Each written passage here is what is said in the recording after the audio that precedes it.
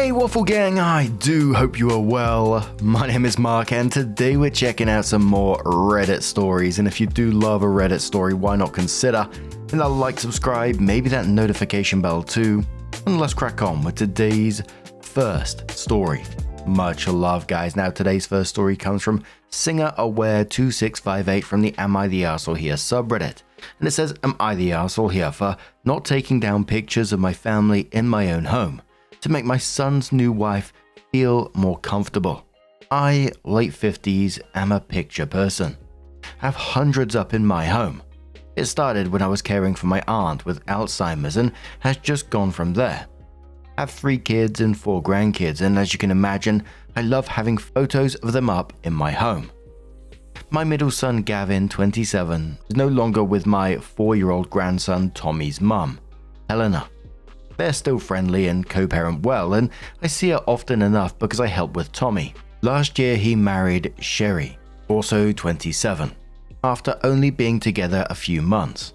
But she seems sweet and like she makes him happy. We had no issues until this summer when my son asked me to take down any and all pictures that Helena was in to make Sherry more comfortable. I don't have any of her alone. Just a few of the entire family and a few when Tommy was younger that my son is also in. I said no, it's my home and I like having them up. I certainly have added many with Sherry in them, but it's silly to take some down just because Helena and Gavin are no longer together. It's still a part of our family history. He asked again a few weeks ago and I gave him the same answer and told him that I'd be happy to explain to Sherry, but he dropped it. He called me yesterday and told me that it was the last time he was going to ask. The pictures needed to come down or Sherry wouldn't come to our house anymore. I told him that was ridiculous, and he said it was important to him because they made Sherry jealous and it was affecting the way she was treating Tommy. I am appalled. Apparently Tommy mentioned the picture in my house and Sherry threw a fit, and Gavin says that it's making his life difficult. He brought it up around my daughter, the oldest, who told her younger sister as well, and they both agree Sherry is being ridiculous. I told him if your wife is treating Tommy poorly because of some pictures in my home, then you need to think if this is the right person. Obviously he disagrees, but he's been hounding me leading up to Thanksgiving. My husband is also on the side of we do not negotiate with terrorists, but has also pointed out that they are married and we should pick our battles. I'm worried if I'm missing the forest through the trees. Just a quick edit. If there was abuse, I would have already called CPS. Sherry has decided when Tommy is there to make herself sparse and not be involved with him anymore. I've told Gavin that's not acceptable, and he says he's working on it, but there is nothing to report. And Helena knows all of this. Edit. Thanks, and I won't be removing anything, and if Sherry wants to continue this toddler-like temper tantrum, she is welcome to stay home alone on Thanksgiving. If she wants to grow up and realize that she married a man with a child, she can come, but I'll be having a serious talk with my son. My husband and I are well off and readily help our kids financially. He's welcome to cut me off over this, but I doubt that will happen, as we will react likewise. Also, I counted today when I was cleaning. I saw a max 5 pictures with Helena in them. The fact that this woman is throwing a fit about 5 out of hundreds of pictures is crazy to me. Maybe I'll put up more. Bloody hell, this is absolutely messy, isn't it? I mean, what, they got married after being with each other for only a few months? And now the insecurities are really starting to come out. And I just feel so sorry for that kid that she's making herself, sparse around him. This is only the beginning of this, She's trying to erase the mum from her husband's life, from the child's life. We've seen it many times in these stories, and the fact is, Tommy has a mum. The mum was part of the family, and that history exists. But now she's choosing to punish a 4-year-old for actually having a mum. Gavin should be way more concerned about what his wife is doing to his son, because, that is awful. Just the thought process in itself. That she thinks it's okay to do this. And I believe you're absolutely right to not remove the pictures, even in a pick your battle situation. You don't remove the pictures because if you start with this, something else will come along further down the line. It just becomes one of those slippery slopes, and I think Gavin just needs a reality check. It sounds like he's rushed into marriage And instead of actually confronting his wife's behavior in this situation, he's trying to get everyone else to deal with it in some form or another. And I hope in some way or form either Gavin realizes what's going on or the grandparents are able to protect that child because, as I said, it's a slippery slope. But my 4cat says, poor Tommy, just wait until a new baby comes along. Absolutely. This is an Instagram says, hopefully Sherry is kicked to the curb before that happens. Another commenter says she's already pregnant, 27 and married after a few months. Majestic says, quoting, my husband is also on the side of we do not negotiate with terrorists. And then says, fucking MVP. Another one says, that rotted wench is treating her new stepson like trash and using pictures as an excuse. Even if the pictures come down, the terrorist will ask for more. And the next thing you know, Tommy won't be able to even mention his mother. Then it'll be Tommy's mother can't come to the house to pick him up until finally Tommy should go live with his mother. Gavin married an asshole. Another commenter says, honestly, Tommy might be better off living with his mum. Strong Flavor says, yes. Let Tommy's mum and her lawyer know he's being mistreated by a stepmonster with his father's blessing and see how long joint custody lasts. Chocolate says, the fact that your son is not divorcing a woman who is mistreating his son is appalling. When you mentioned negotiating with terrorists, you really meant it. Don't even think of appeasing this monstrous woman your son has chosen to marry. Opie says, I agree. I thought he should have presented divorce papers already, but he's an adult and I can't do it for him. He knows how I feel. So the update came in 2 months after this and just said, it's been a while since my last post. Gavin and Sherry's divorce was finalized yesterday. We are thrilled to put this awful chapter behind us and hope Gavin has learned from it. Edit to answer your questions. A quick Google says that in my state, uncontested divorces take like 4 to 8 weeks. Luckily, it was on the shorter end of that. And Sherry's pictures came down when my husband banned her from our home due to her throwing a tantrum against Tommy. I wasn't there. That girl next door says, I'm curious as to who initiated the divorce. Sherry for the pics or Gavin for the crazy. Opie says, he said that he figured that being divorced was embarrassing, but not as embarrassing as staying married to her. Miss Catpants says, always nice to read a happy ending. And Nep says, so are you taking down all the photos that Sherry was in? I'm just curious and I fully support you having whatever photos that make you happy in your home. I personally wouldn't want to see her face if I could avoid it. And that she isn't a mum to any of your grandkids. Opie says yes, they were taken down as they brought absolutely nobody here any joy. I didn't throw them away. They're still family history, but they've been relegated to a box on the floor in our basement. We think we've fixed the flooding issue, but I'm not losing sleep over it. Dazzling Doofus says, I'm envisioning you standing on a sweeping staircase in front of a huge gallery wall studying each pic individually, going, this one doesn't spark joy. Yeet. Lanky says, did I miss something? Original post says that she had an issue with pics of his ex on his parents' walls. Now they are divorced. I feel like I missed a lot in the middle. Opie says adults who throw jealous temper tantrums in the middle of family holiday simply are not mature enough to be married. Torrance says, so this went down during a family holiday gathering. Is it bad that I would enjoy hearing more about this? Opie says, I was not present, but from what I heard it was quite a scene that was caused by Tommy opening the back door and letting Sherry's dog out on accident. I understand that can be upsetting, but our backyard is fenced in and the dog couldn't go anywhere. And it seemed that things seemed to end in the best possible way in this situation, and I really do hope that Gavin has taken that as a wake-up call to take some time to get to know someone before jumping into marriage and introducing them to your kid. Because as we always see in these stories, kids need stability, and I really hope that Tommy is able to recover from that quickly because, even though it's been months, he was still exposed to that kind of behavior, that unstable behavior where someone's going to withdraw affection when they don't get their way. But what do you guys make of this situation? Let us know your thoughts down in the comments below, and let's move on to another story. Now, our next story is titled, I allowed my 17-year-old sister to move in with me, CT to NY. Dad is threatening me with kidnapping charges. Sorry for the huge post. Last year, my sister, then 17 and living in CT with our mother, dropped out of high school and came to live with me. I live in New York State, Albany area. My mother is disabled by mental illness and in her condition was neglecting my sister and my adult brother that lived there. Disabled with autism. Was physically abusive towards both of them.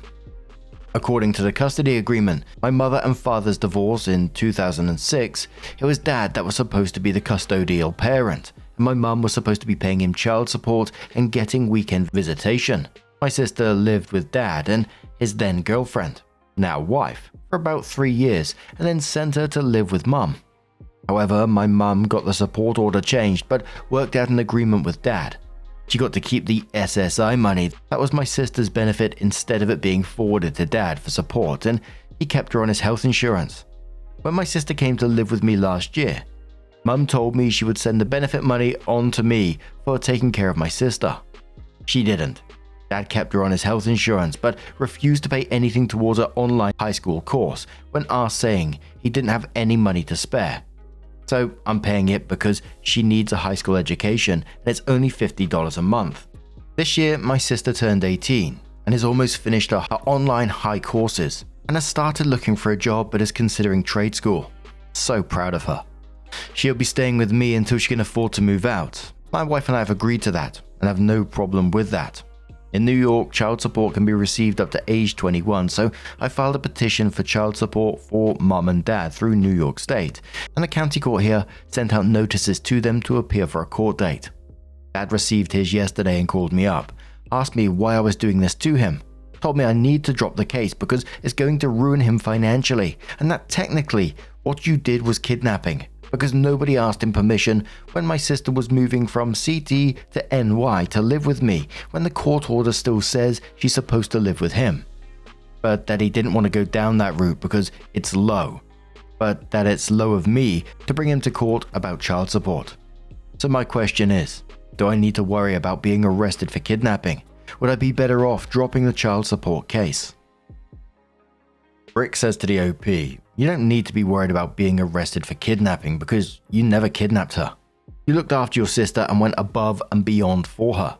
Your dad, quite frankly, is unsurprisingly an idiot. Imagine being a police officer and getting called to a kidnapping charge where the girl is happy to be there, was given permission by the current parent, is now 18 years of age, and was given an opportunity to get an education. The kidnapper is a family member who allows her to come and go as she pleases, and the complainant is a deadbeat dad. And said father said he would overlook said charge for financial gain. Be proud of what you've done and who you are as a person. Opie says thank you for the reassurance and the kind words. Despiny says, so extortion. The police aren't going to get involved in a kidnapping where the victim was a consenting 17-year-old at the time, and neither parent thought to report it until after she reached the age of maturity. The threat is largely empty. If by some miracle the police do want to talk to you about this, don't respond without an attorney, and tell them frankly but politely that you're not going to speak to them without one, but otherwise relax. Personally, I would overlook your father's threats and ignore them, but however you choose to proceed, there's no point in engaging with them. The rest of this will be worked out in the hearing about support. Opie says this is also what I was thinking, but I'm prone to anxiety and think I just needed to hear it from other people that aren't emotionally involved in the issues themselves. Thanks for the answer. El Convict says, adding on to the previous poster, the only way the police would stay involved is if you press charges for extortion, which would be well deserved, although I'd suggest just cutting that jackass out of your lives altogether. Opie says, I don't plan on pressing charges. I was really hoping it wouldn't get nasty, but here we are. I hate how money issues turn family members against each other. I think he feels I'm being vindictive because my sister hasn't had a good childhood.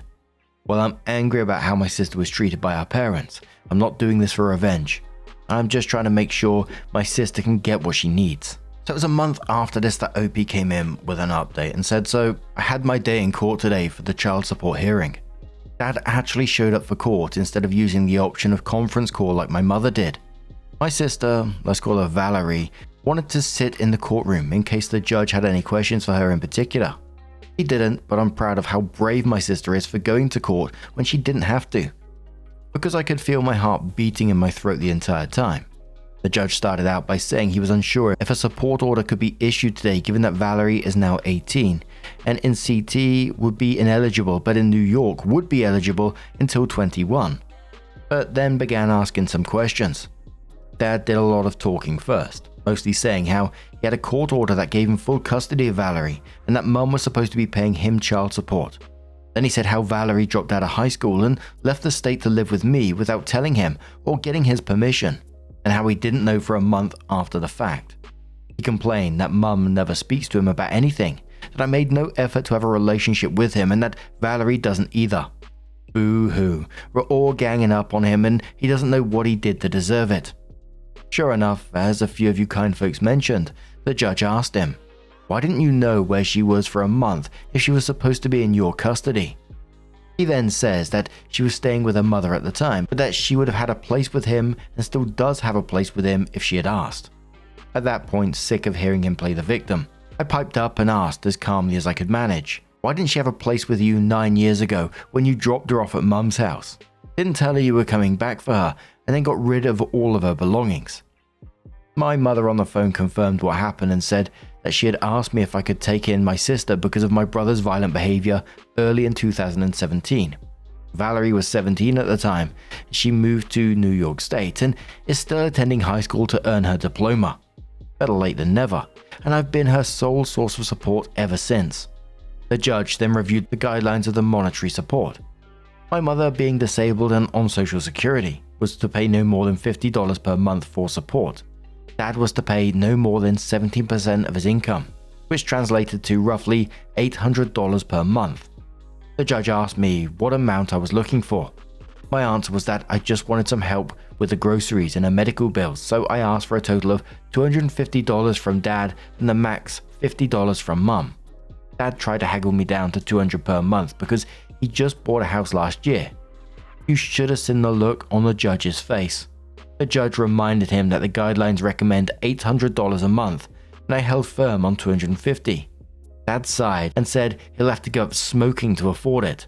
This is supposed to make me feel bad. The judge made the order effective until age 21, and I never did get in trouble for allegedly kidnapping my little sister. Thank you to everyone here that gave me encouragement to see this through and not fall for Dad's intimidation tactics.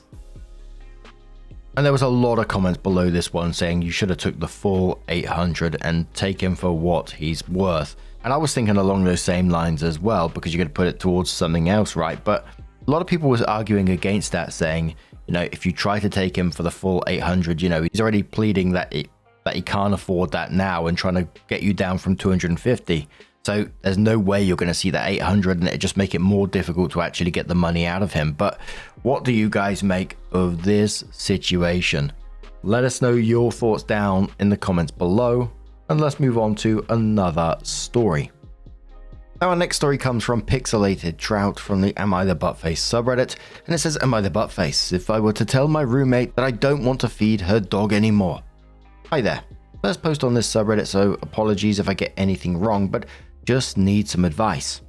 I've been living with my roommate for a little over a year now, and she's had her dog since we moved in. She has a pretty active social life, so is out most nights or stays over at her partner's a lot and leaves the dog at home. When we first moved in, she would pay me whatever she asked me to feed her dog or make sure she has water and bring her in at night. At some point she stopped offering, and I didn't ask because I felt like it was too small a task to ask money for. Recently though, I've been feeling more annoyed whenever she asks. Not because it's difficult to do, but because there seems to be an expectation of I'll do it. She'll go out sometimes 3 to 4 times a week and ask me every time. I don't know. I just want to know if it's unreasonable for me to feel this way, because it feels like I'm looking after a dog without any of the benefits of actually owning one. I can't walk it, let it in my room, etc. I understand that's her choices as an owner, and I'm respectful to it, but again, it feels like I'm raising to a point without any benefits. I also feel a bit disrespected in terms of she thinks I'm always available to do it. After a year of this happening, I come to the realization that I've put off activities, etc. to make sure someone is at home for the dog and watching over them. I really don't want to do it anymore, and I don't know how to bring up the topic. I just wish she would plan time to do it herself. I wouldn't mind doing the favor every now and then, but I don't want to do it as frequently as I have been. Edit, she'll also message me to do stuff when she's already out, or if she's gone straight from work to do something. A commenter says to OP, next time she asks, put your shoes and coat on and go, sorry, I can't, I'm on my way out, and leave, even if it's just a walk or to the shop. Just make sure she can't leave you with a dog. If you're not there, she will have to do it. OP says, yeah, I'll definitely do that next time. It just sucks that she'll message me at 2 when she's already out. Like, you knew you were leaving, why not do it beforehand? Commenter says, not the buff face, you do need to have a conversation with your roommate. I know it's not easy, but this poor dog is stuck in the middle with nobody who really cares about it, and it's not fair to the dog or to you. The next time she asks you to feed her dog or anything else related to the dog, just flat out tell her that you have plans, and she will have to attend to her own dog herself. If she has the audacity to ask what your plans are, it's really none of her business. You should reply that your plans are not to own a dog or to be held responsible for anyone else's dog. Edited to add that if she is not home and texting or calling you to take care of her dog, tell her that she needs to come home to do it because it's not your responsibility. Opie says thank you. No, I really do just need to put my foot down when it comes to this. I feel so bad for this dog because I want to do so much for it, but again, it's not my place since it's not mine. Guess it's given me a look into how I wouldn't look after my own, which I do want to eventually, and she's not too keen on, to be honest. Commenter says, I understand that you don't want to punish the dog because its owner is an arsehole, but that's how and why your roommate is taking advantage of you. First of all, that may be her dog, but you take care of it at least 50% of the time, so now it's your dog too. Stop following her rules to the letter. You can't walk the dog? Let the dog into your room? Says who, and why not? If you're taking care of the dog, you can take the dog for a walk if you want to, and let the dog sleep on your bed if you like that. If your roommate balks, then tell her to take care of her own dog or pay you, otherwise you'll consider the dog half yours. Most importantly, stop changing, postponing or cancelling your plans to take care of her dog. If she asks you to do it and you can't do it, say no. If she calls you to feed the dog and you're not home, tell her no. She'll have to come home and feed the dog because you have plans. Why are you just doing whatever this person tells you to do? Is she your mother? If you make the choice to change your life to accommodate her dog, that's on you. You can say no. If you can't help her out and you say you will anyway, that's your choice. Of course, that's assuming this is a real problem, which it isn't, since you tagged this post theoretical. If I'd read that first, I wouldn't have bothered answering. Opie says yeah, half of this is on me to be fair. I do need to get better with saying no, no matter what reaction I get from it. I've been friends with people in the past where I'll say no and it ends the friendship, but those have all been some poor choices in the friends I make, to be honest. It's tag theoretical because I haven't confronted her about it yet. If it's the wrong use of the tag, let me know, but I do appreciate your comment anyway. I've been stricter with her about other things recently, and she's gotten a bit more distant, but I'm learning that I can't control people's reactions, so if that's how she responds to it, I'm going to do what I need to do so I don't let people walk over me in the future. A commenter says, sounds like you have a lot of hatred building up. Regardless of what you do, you probably should find some new living arrangements. Opie says it's not that extreme, to be honest. I just need to be more confident with voicing myself / not being pushed over, really. Let's face it, the roommate knows exactly what they're doing. They did all this over time. They started by paying, then stopped, then created this expectation of you looking after the dog without ever explicitly asking for it or any commitment, really. And it's working because OP is conflict avoidant, which they seem to be recognizing, which is a good sign.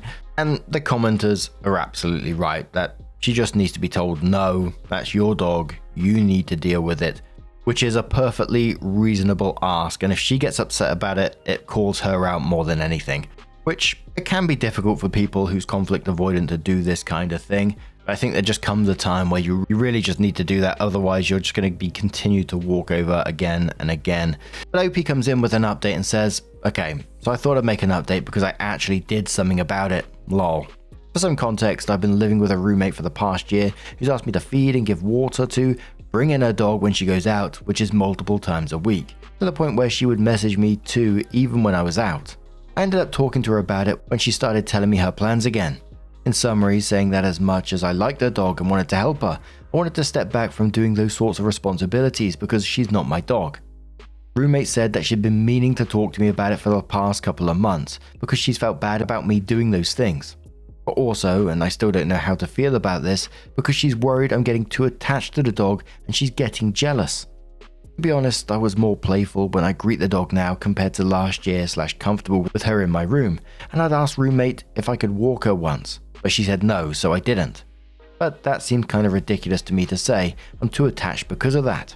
I kind of used that as more of a reason to why I didn't want to be the one doing those things anymore. I did also ask her why she would message to feed her dog when both of us are out / she knew she was going out. She said because it was too late and expensive to get an Uber back to our place, which is why I feel bad still putting my foot down about not doing this anymore. But again, her dog, her responsibility. I'm not doing it anymore. I did also ask her to stop messaging me for updates on how the dog is doing, as it makes me feel like I gotta watch out for her constantly. I don't know if this is too far though. No, it's not. Good news though is that I might be getting a pet of my own. I've been putting it off for a year because of her dog and the fact that she didn't want me to ask our landlord because of reasons, like waiting until we've been there longer or until inspection or until lease is renewed. The goalpost just kept moving. So I just asked him myself and he said he's more than happy for me to. Thank you for all the comments on the previous post. Definitely a wake-up call of how much I was letting her / her life dictate my own for no reason. It feels nice to not have that weight on my shoulders now. Commenter says to OP, she's going to keep dumping her dog on you. Nothing is going to change long term. Maybe for a week. If you get your own pet while still living with her, you end up taking care of both. Roommate said a comment about attachment and jealousy as a means to deflect, throw you off, and a touch of reverse psychology. See, I can take care of your dog without getting attached. Update us in a month, please. I guarantee she's still doing it and blames you somehow. I'd love to hear what our rationale is next time. Commenter says, sis, do not get a pet while living with this woman. She'll see it as, well, if you can watch yours, looking after mine won't be that hard. Opie says, maybe I should wait until I move. But also, no matter what, I'm not going to be watching hers anymore. I kinda don't see this as an issue to stop me though. But I might be being dense. Someone says, what kind of pet is OP considering? OP says, a bird. I used to have one when I was younger and wanted to get another for ages. Commenter says, why would you get a dog while living there? That seems cruel because hers will feel much more neglected. OP says, look, she won't even let me pat it now or let it come up to me. I think it's over. I'm moving out as soon as the lease is up.